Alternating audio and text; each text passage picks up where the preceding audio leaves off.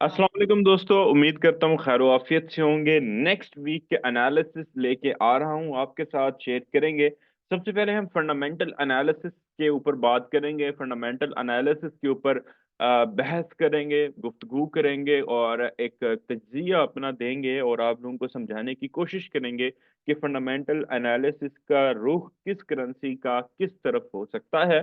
उसके बाद टेक्निकल जो एनालिसिस हैं वो तयन करेंगे कि मार्केट के अंदर क्या कुछ चलेगा।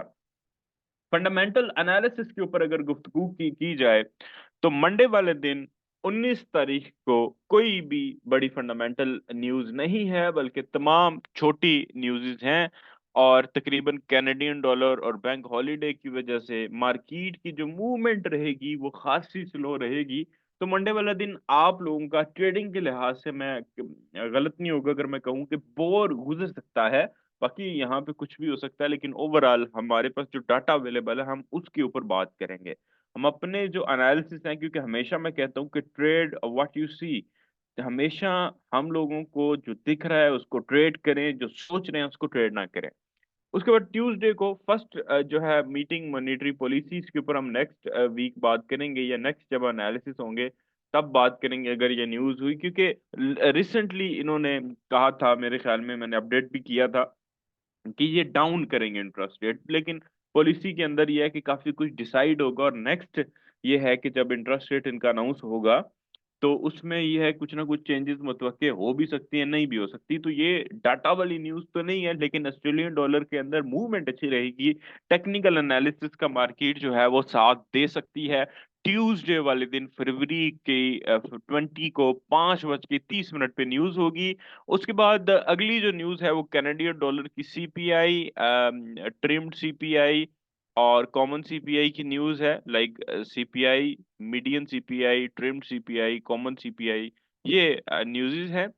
और सीपीआई सीपीआई का अगर डाटा देखा जाए तो डाटा के अकॉर्डिंग सीपीआई -0.3 से +0.4 है, यानी इन्फ्लेशन के अंदर, सीपीआई के अंदर इजाफा हो रहा है। जब वेन एवर इन्फ्लेशन के अंदर इजाफा होता है तो सेंट्रल बैंक जो है वो इंटरेस्ट रेट बढ़ाता है। इजाफा सीपीआई का करेंसी के लिए बेहतर होता है, तो ये एक पॉजिटिव न्यूज साबित हो सकती है कैनेडियन डॉलर वालों को, कैनेडियन डॉलर के पेयर के लिए। अब इसको यूटिलाइज किस तरीके से करना होता है, आपको फंडामेंटल एनालिसिस से एक डायरेक्शन लेनी है कि क्या मार्केट की डायरेक्शन होती है। क्योंकि मूवमेंट मार्केट की सिर्फ न्यूज के टाइम पे नहीं होती, उससे पहले हो जाती है। तो खास करके इंट्राडे की न्यूज किस हक में है, टेक्निकल एनालिसिस भी उस हक में मिल रहे हैं, तो वो ट्रेड न्यूज से पहले भी ले सकते हैं और हो सकता है न्यूज के बाद उनकी ट्रेड मजीद प्रॉफिट में चली जाए। तो इस तरीके से दोनों टेक्निकल और फंडामेंटल्स को कंबाइन करना है। फंडामेंटल से डायरेक्शन लेनी है और टेक्निकल से एंट्री पॉइंट आप लोगों ने फाइंड आउट करना है। उसके बाद है मीडियन सीपीआई की रिपोर्ट। मीडियन सीपीआई के अंदर न्यूट्रल रिपोर्ट है, और उसके बाद ट्रिम्ड सीपीआई की जो है वो स्लाइटली नेगेटिव रिपोर्ट है। एंड कॉमन सीपीआई को हम डिस्कस नहीं करेंगे क्योंकि वो एक low impact medium impact news है। तो ओवरऑल जो सीपीआई है, जो मेन न्यूज है जिसका बड़ा इम्पैक्ट क्रिएट होगा, वो कैनेडियन डॉलर के हक के अंदर है। फिर ऑस्ट्रेलियन डॉलर की अगेन न्यूज है जी, वेडनेसडे को, ट्यूसडे को भी थी। वेडनेसडे को सुबह 4:30 बजे, ट्यूसडे को 5:30 बजे थी। इसके अंदर वे वेज प्राइस इंडेक्स है, क्वार्टर रिपोर्ट है, और ये एक नेगेटिव डाटा के साथ है। ये करेंसी के लिए अच्छा नहीं है, ऑस्ट्रेलियन डॉलर के लिए अच्छा नहीं है। तो अगर आप इंट्राडे ले रहे हो तो इस न्यूज को जहन में रख के मंडे, ट्यूसडे या वेडनेसडे को, यानी ट्यूसडे को ट्रेड लेना। वेडनेसडे को तो न्यूज आ जाएगी, उसके बाद तो फिर ये है कि वाजह हो जाएगा। उसके बाद एफओएमसी मीटिंग मिनट्स। अब ये बड़ा जरूरी है गोल्ड की डायरेक्शन का तयन करने में। गोल्ड काफी बीरिश रहा है, काफी सेल गया है, काफी डाउन गया है। पॉसिबिलिटी ये है कि एफओएमसी मीटिंग मिनट में मजीद गोल्ड की एक डायरेक्शन कंफर्म हो। वो सेल की तरफ भी जा सकता है, वो बाय की तरफ भी जा सकता है, लेकिन ये है कि मीटिंग मिनट्स में ये चीजें काफी ज्यादा कंफर्म होंगी इंशाल्लाह। हाँ, इसकी अगर आप प्रॉपर डायरेक्शन पूछें तो आई डोंट थिंक सो कि इसकी कोई प्रॉपर डायरेक्शन का तयन किया जा सकता है, क्योंकि अगर तो कोई पॉलिसी रेट की हो या इंटरेस्ट रेट बढ़ाना या कम हो, तो फिर तो यह है कि एक एक डायरेक्शन दी जाती है। मीटिंग मिनट्स में डिफरेंट स्टेटमेंट्स और डिफरेंट बयानातों का मार्केट में एक एक मूवमेंट होता है और उससे पहले हो जाता है, तो मूवमेंट अच्छी रहेगी, टेक्निकल्स को फॉलो करना चाहिए हम लोगों को और उनको ट्रेड करनी चाहिए। उसके बाद बड़ी न्यूज हफ्ते की जो मैं कहूंगा, एफओएमसी मीटिंग मिनट भी ठीक है, बड़ी है, लेकिन ओवरऑल डॉलर के अलावा अगर हम बात करें तो हफ्ते की ये जो न्यूज़ है पीएमआई की, ये बहुत तगड़ी न्यूज़ है। अब ये जो पीएमआई है, ये न्यूज़ होती हैं यूरो की, डिफरेंट कंट्री की, यूरो और पाउंड की, लाइक क्योंकि यूरो एक कंबाइंड करेंसी है, पूरी यूरोपीय यूनियन, तकरीबन यूरोपीय यूनियन के काफी ममालिक यूरो को यूज करते हैं।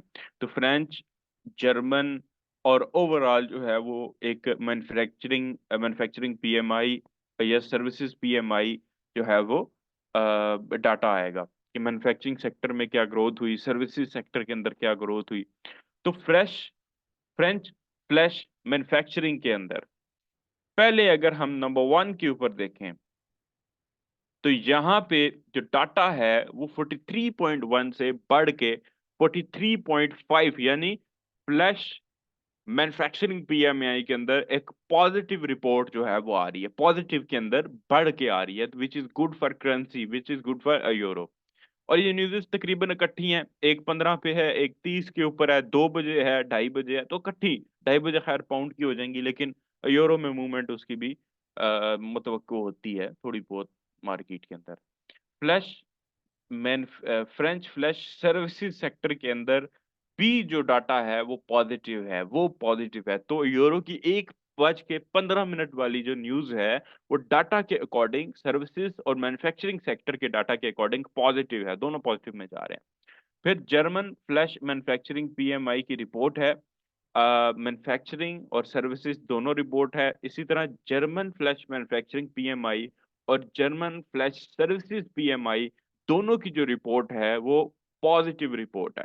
हालांकि जो तकरीबन तकरीबन बराबर ही पॉइंट्स की, बल्कि ये ज्यादा बेहतर रिपोर्ट नजर आ रही है as compare to French flash manufacturing PMI. उसके बाद यूरो की एक मीडियम इम्पैक्ट न्यूज है, ऑरेंज कलर वाली, इसके अंदर भी डाटा तकरीबन पॉजिटिव ही है। तो ऐसा बड़े अरसे बाद हुआ है। अमूमन आपको याद होगा कि इस तरह की जो न्यूज़ इकट्ठी होती हैं, फ्लैश मैन्युफैक्चरिंग पीएमआई, तो उसमें अक्सर डाटा जो होता है वो डिफरेंट डिफरेंट होता है। कुछ 2-3 न्यूज़ पॉजिटिव होती हैं, 2-3 नेगेटिव होती हैं, या अगर 6 न्यूज़ हैं तो 4 पॉजिटिव होंगी, 2 नेगेटिव होंगी। इसके अंदर जो यूरो की न्यूज़ हैं, 1, 2, 3, 4, 5, 6, 6 की 6, एक 1:15 पे, एक 1:30 पे, 2 बजे, ये 6 की 6 पॉजिटिव डाटा के अंदर है, यानी यूरो के हक में बेहतर है। अच्छा, डॉलर की ताहाल पूरा हफ्ता गुजर गया, हमारे पास कोई डायरेक्शन वाली न्यूज नहीं आई। ओवरऑल न्यूज जो है वो एफओएमसी मीटिंग मिनट की है।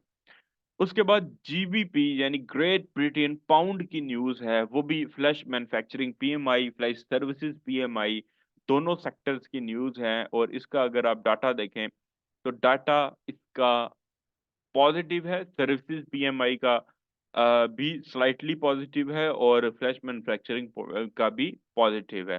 सर्विसेज का स्लाइटली पॉजिटिव है, जबकि मैन्युफैक्चरिंग में ठीक है पॉइंट।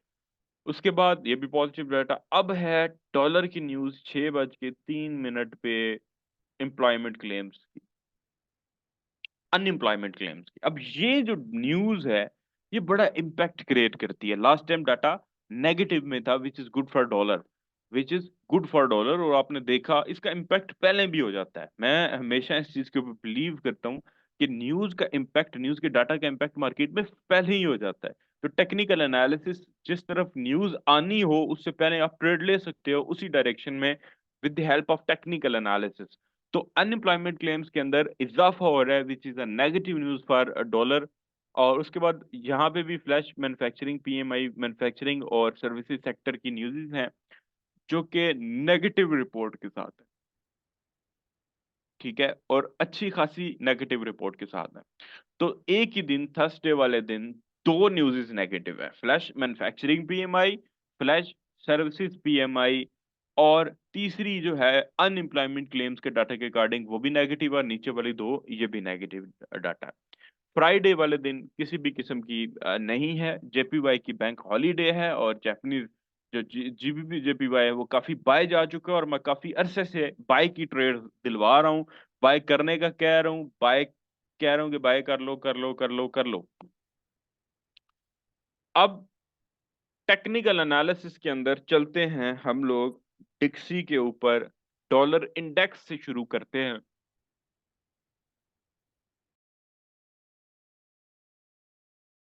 डॉलर इंडेक्स की बात करें तो ट्रेंड की बात कर किए बगैर हम नहीं रह सकेंगे कि ट्रेंड क्या चल रहा है, और हमारा जो डॉलर इंडेक्स का ट्रेंड है वो क्या कह रहा है। सबसे पहले बड़े टाइम फ्रेम फ्रेम से शुरू करेंगे, यानी D1 से। D1 की अगर अगर हम बात देखें तो पहले D1 के अंदर एक सेल ट्रेंड चल रहा था, सेल ट्रेंड कन्वर्ट हुआ बाय ट्रेंड में, higher low higher high, higher low higher high, higher low higher high, and again market higher low पे खड़ी है। अभी मार्केट ने कोई फैसला नहीं सुनाया, खड़ी है। तो ट्रेंड स्टिल बुलिश कहलाएगा जब तक मार्केट अपना स्ट्रक्चर नहीं तोड़ती, जब तक मार्केट अपना जो रिसेंट हायर लो है उसको ब्रेक नहीं करती, तब तक जो है वो ट्रेंड बाय ही कंसीडर किया जाएगा। चाहे फंडामेंटल एनालिसिस भी है, लेकिन टेक्निकल एनालिसिस अगर कुछ और बयान करेंगे तो हम शायद ट्रेड ना ले सकें।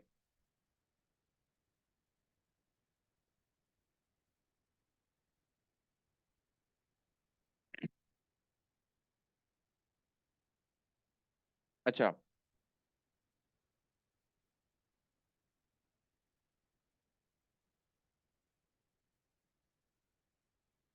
अब अगर हम मार्केट की डायरेक्शन का तयन करें और ऊपर वाले इस चैनल के एंगल को देखें, तो मार्केट एग्जैक्ट उसको प्रॉपर फॉलो कर रही है, जबकि नीचे से मार्केट कोई खास फॉलो अप नहीं ले रही, जबकि ऊपर की साइड से मार्केट ठीक, तकरीबन ठीक फॉलो कर रही है। तो ट्रेंड जो है वो मे बी, जैसे कि H1 के अंदर साइडवे में चला जाता है, जैसे यहाँ इस जगह पे साइडवे में गया था ट्रेंड, साइडवे में गया था कुछ देर के लिए। तो ट्रेंड बीच में इसके जब तक इस चैनल के अंदर चल रहा है, ग्लोबल टीएल के अंदर चल रहा है, ग्लोबल ट्रेंड जो चल रहा है, बड़े टाइम फ्रेम का जो ट्रेंड चल रहा है वो बाय है। हाँ, इस ट्रेंड के अंदर छोटे टाइम फ्रेम्स में अगर साइडवे ट्रेंड क्रिएट होता है, या मार्केट कुछ देर के लिए H1 के अंदर सेल जाती है, तो उसका फायदा ये होगा कि बाकी पेयर्स बाय चले जाएंगे, यूरो यूएसडी, जीबीपी यूएसडी, और ऐसा फील होता है कि थोड़ा सा, ओवरऑल नहीं मैं इसको कहूंगा, लेकिन कम से कम ये जो आपका एंगल आ रहा है ना, इस एंगल तक, ये जो ग्लोबल टीएल का एंगल आ रहा है, इस एंगल तक, यानी इस वाले हायर लो से पहले पहले तक मार्केट जो है वो इस तक, इधर तक आ सकती है, डाउन आ सकती है। और ये टीएलबी को वैलिड नहीं है जिसके ऊपर मैं कह सकूं सेल। मैं सिर्फ इतना कहना चाहता हूं, जो मैं चीज समझाना चाहता हूं वो ये है कि मार्केट का जो स्ट्रक्चर है वो, अगर यहाँ से मार्क करेंगे तो आपको ज्यादा बेहतर समझ आएगी। मार्केट यहाँ तक आ सकती है, इस एरिया तक आ सकती है। अगर इस एरिया तक आती है तो यूरो की न्यूज भी पॉजिटिव है, उधर से डॉलर अगर नेगेटिव हो जाता है तो यूरो यूएसडी बाय हो सकता है, जीबीपी यूएसडी बाय हो सकता है, गोल्ड बाय हो सकता है। लेकिन ताहाल अगर सेटअप्स की बात की जाए, छोटे टाइम फ्रेम्स में भी अगर देखा जाए, तो ताहाल ये बात करना कि सेल आ जाएगा या बाय आ जाएगा, कबल उस वक्त होगा। ठीक है, कबल उस वक्त होगा, क्योंकि मार्केट स्टिल एक बुलिश ट्रेंड के अंदर है, और ट्रेंड वो थोड़ा सा मार्केट अपना हायर लो बनाने के लिए नीचे आ सकती है। लेकिन अगर उसको हायर लो, अगर वो हायर लो बना लेती है, ठीक है, और उसके बाद वो वापस जाना शुरू हो जाती है, तो देन फिर जो सिचुएशन होगी वो काफी ज्यादा डिफरेंट होगी। क्योंकि इस जगह के ऊपर ये जो ये एरिया था, जिस पॉइंट पे मार्केट ने ब्रेकआउट करके जिस जगह से बाय गई, ये वाला जो एरिया था, ये एरिया भी खासा इंपॉर्टेंट एरिया है, ये वाला। ठीक है, ये वाला एरिया भी खासा इंपॉर्टेंट एरिया है, मार्केट इसको ब्रेक करने में बड़ा टाइम लगाएगी, और पॉसिबल चांसेस है कि इस जगह तक आके मार्केट बाय जाए। तो इंट्राडे के लिए आप ये कह सकते हो कि डॉलर सेल आ सकता है, ये कह सकते हैं। अभी अभी कोई कंफर्मेशन नहीं है कि डॉलर सेल आएगा, न्यूज़ की बिना पे मैं एक एनालिसिस दे रहा हूँ कि डॉलर आ सकता है। ठीक है, यहाँ तक आ सकता है। यहाँ तक आता है तो बाकी पेयर्स में ये है कि थोड़ी बहुत बाइंग शाइंग जो है वो हो जाएगी। हाँ, ये जो लास्ट स्विंग था इसकी स्ट्रेंथ कम हुई है, तो ओवरऑल बाय ट्रेंड के अंदर है। सेल ट्रेंड तब होगा जब मार्केट अपने स्ट्रक्चर को प्रॉपर ब्रेक कर देगा, तोड़ देगा, और वो स्ट्रक्चर ये वाला नीचे वाला 103 वाला ही मैं मानूंगा। अगर ये तोड़ता है तो इसका मतलब है फिर दोबारा एक long term sell trend start हो सकता है, जो कि लग नहीं रहा अभी फिलहाल। अच्छा, अब चलते हैं गोल्ड के ऊपर, और गोल्ड को मौजूए बहस बनाते हैं, उसके बाद फिर पाउंड के ऊपर आएंगे और यूरो के ऊपर आएंगे। गोल्ड के जो लास्ट मैंने एनालिसिस किए थे, वो मेरे ख्याल में अगर आप लोगों को याद हो, मैंने कुछ कुछ चीजों को स्ट्रॉन्ग रेजिस्टेंस के लाया था, कुछ जगहों को मैंने इस एरिया को एक स्ट्रॉन्ग रेजिस्टेंस कहा था। और यहाँ पे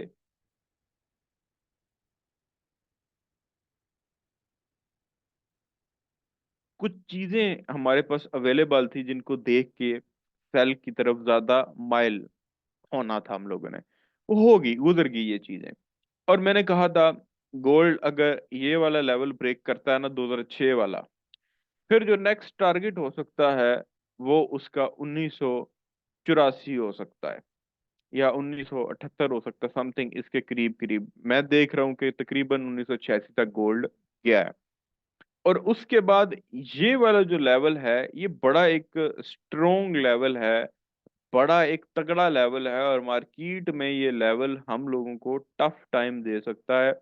इससे नीचे ये मार्केट को रोक सकता है, ये मार्केट को रोक सकता है। अब जब ये लो बन गया, तो ये जो एक और मैं आपको चीज बताना चाहता हूँ, मैं D1 के अंदर भी बताऊंगा और ओवरऑल बाकी इंट्राडे भी एनालिसिस दूंगा, क्योंकि इंट्राडे में ये होता है ना कि जरा सारा डिक्सी नीचे आया है तो गोल्ड शायद थोड़ा बाय चला जाए, लेकिन लॉन्ग टर्म में अगर डिक्सी ऊपर चला गया तो गोल्ड सेल आना है।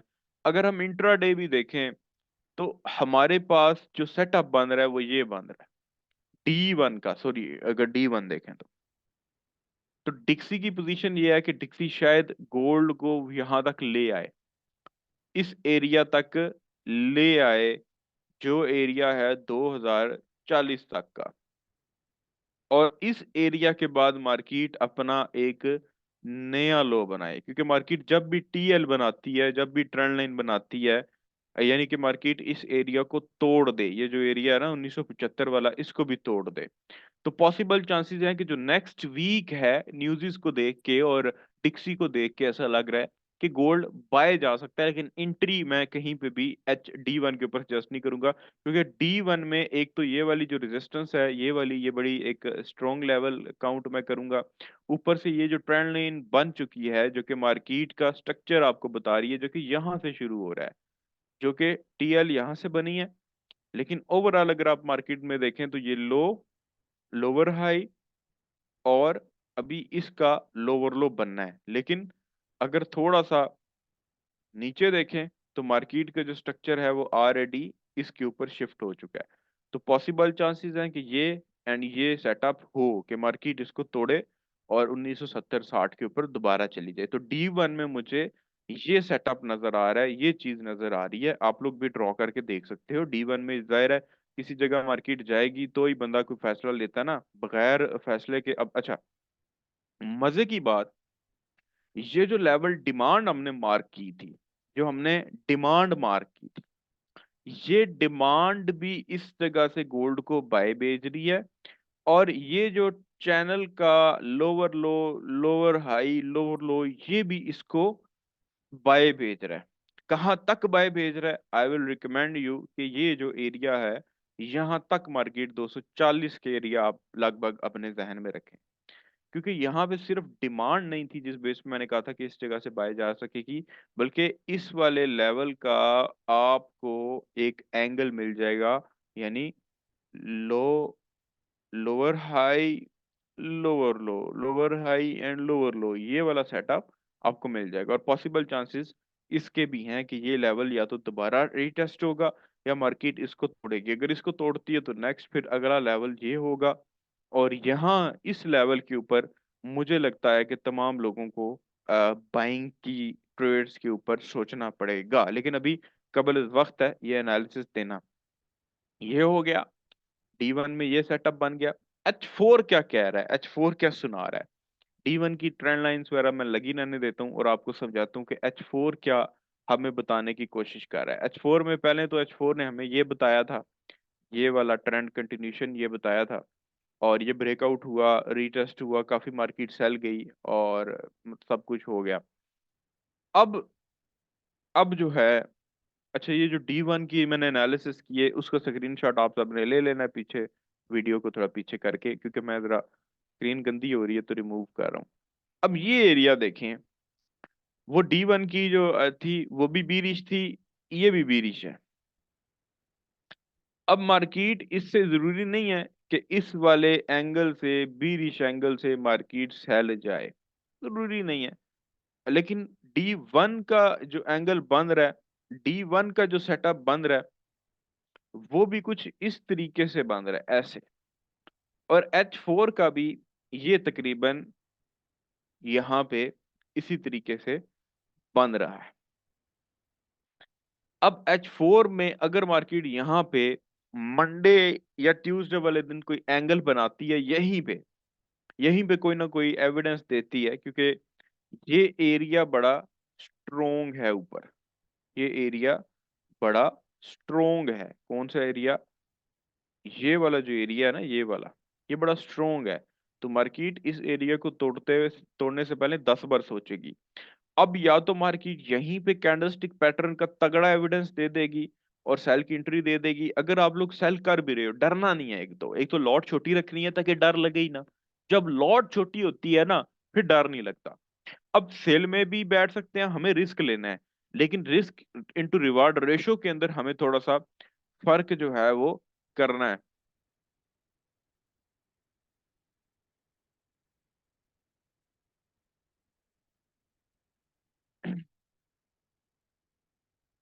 रिस्क इनटू रिवार्ड रेशो के अंदर हम लोगों को फर्क जो है वो करना पड़ेगा।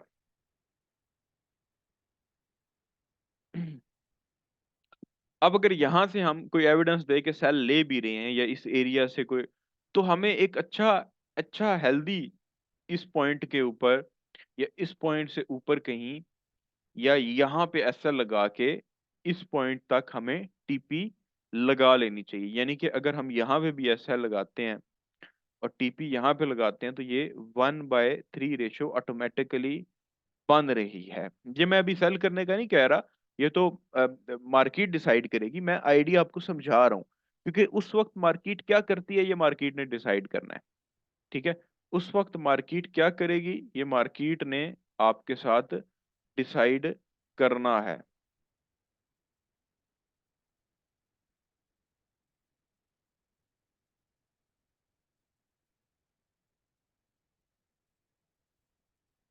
तकरीबन जो रिस्क एंड रिवार्ड रेशियो मैंने अंदाजा ही लगाया था, लेकिन accurately 1/3 risk and reward ratio बन रहा है। वो भी ऐसा अगर हम इस जगह के ऊपर लगा रहे हैं। अब मार्केट अगर इस एरिया को रीटेस्ट करके कोई ना कोई एविडेंस देती है तो हमारा ये वाला एरिया एसएल होगा, एंड टीपी जो है वो लास्ट लो हमारा H4 के अंदर स्विंग ट्रेडिंग के अंदर हमारी टीपी होगी।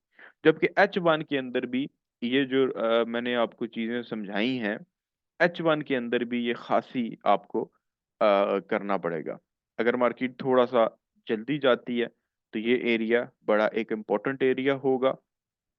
थोड़ा बहुत मार्केट ऊपर निकल जाती है तो उसको ब्रेकआउट नहीं समझना, ब्रेकआउट तब समझना जब प्रॉपर कोई कैंडल तगड़ी ब्रेकआउट कर जाए। तो H1 के अंदर भी यही सिनेरियो होगा और यही रिस्क एंड रिवार्ड रेशो होगा। H1 स्विंग ट्रेडिंग जो है वो इकट्ठी कर सकते हैं आप लोग। अब फर्ज करें ब्रेकआउट हो जाता है, ब्रेकआउट अगर मार्केट कर जाती है तो उस सूरत में आप लोगों को क्या करना है? ब्रेकआउट की सूरत में एक तो जो ब्रेकआउट हो वो बहुत अच्छे लेवल का हो, बहुत तगड़े लेवल का हो।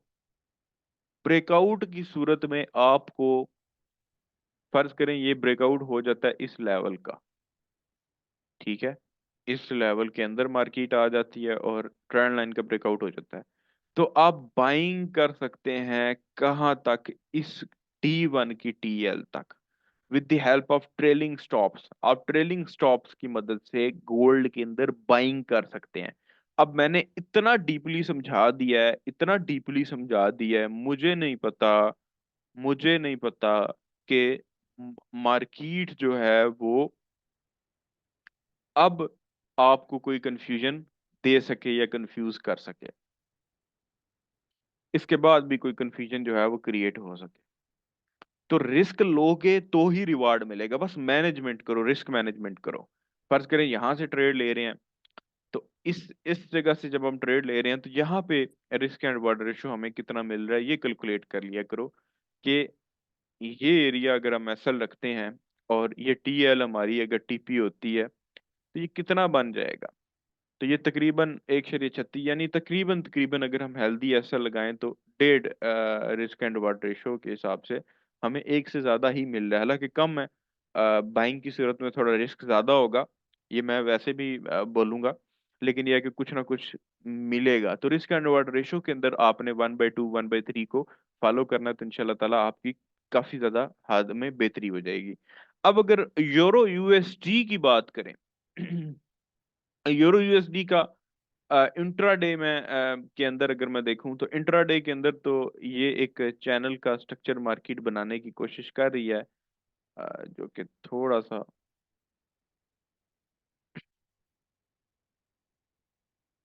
यहाँ पे अगर आप देखें तो इंट्राडे का मार्केट जो है वो सेटअप बना रही है, और मैं इंट्राडे को फॉलो नहीं करना चाहता यूरो यूएसडी के अंदर। तो मुझे जो यूरो यूएसडी के अंदर रबूदात लग रही है, जो मसला लग रहा है यूरो यूएसडी के अंदर, वो ये लग रहा है कि ये जो इंट्राडे चैनल है ना ये वाला, ठीक है,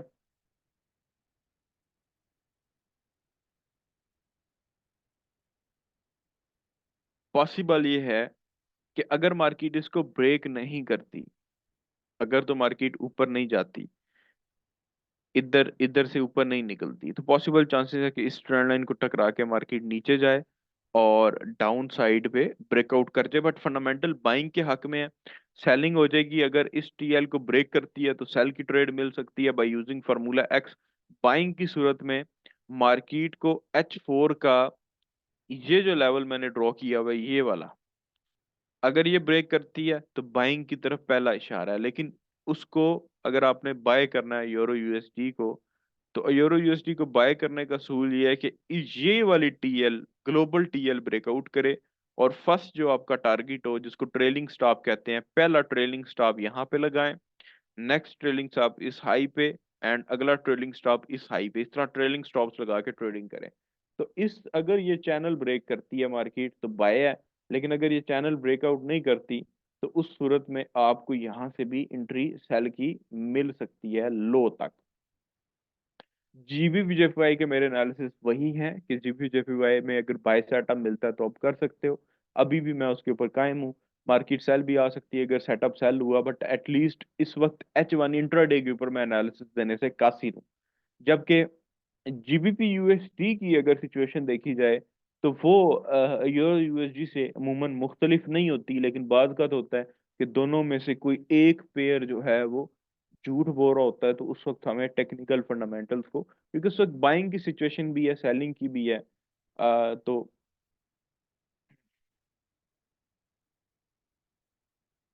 अच्छा, जीबीपी यूएसडी का ये जो लेवल था ये बड़ा खासा स्ट्रॉन्ग लेवल था, मतलब कि अच्छा खासा ये लेवल जो है मार्केट का, जीबीपी इसका यूएसडी का काफी ज्यादा स्ट्रोंग रहा है। अब मार्केट जो चाहती है, मार्केट चाहती है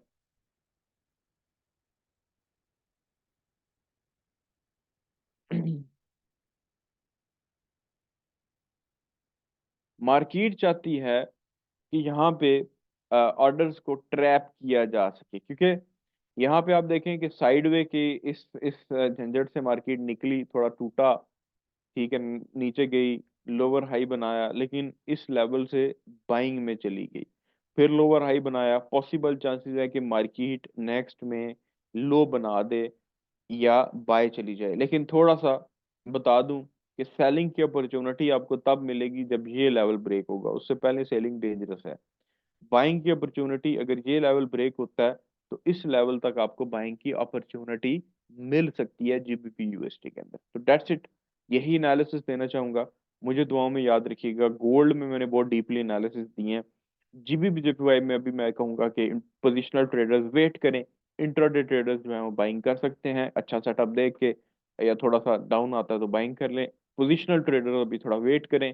इंटरेस्ट रेट अगर बढ़ा तो जीबीपी जेपीवाई के ऊपर आधे घंटे की 1.5 घंटा बात करेंगे पूरी। ठीक है, दुआ में याद रखिएगा। अल्लाह हाफ़िज़।